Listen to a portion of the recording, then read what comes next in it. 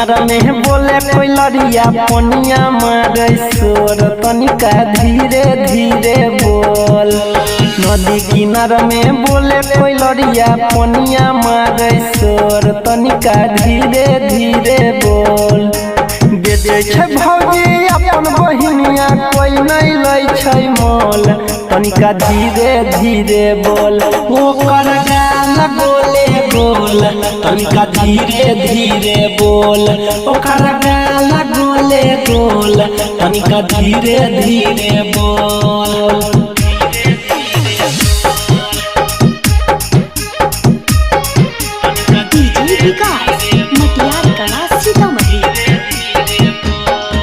अरे ओठ में लगैने ओठ लाली लाले लाल रे मुसकी बहै छै मधुबनी में बवाल रे।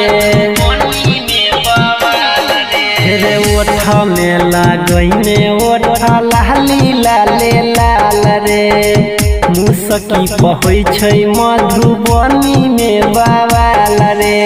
भैया हमर ताल ठोकै छै हम ही लेबै मोल। भैया हमर ताल ठोकै छै हम ही लेबै मोल। ओकर गाल गोले गोल तनिका धीरे धीरे बोल।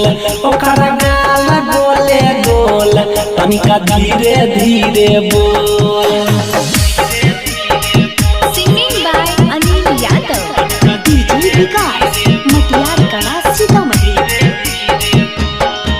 अरे लेने छै मोबाइल चलबैये एयरटेल के नंबर 36 के छाती छै 32 के कमर।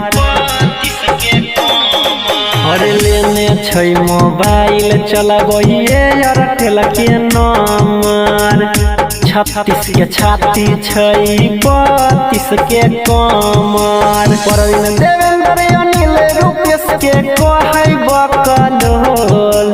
परवीन देवेंद्र अनिल सतीश के कहै बकलोल तनिका धीरे धीरे बोल।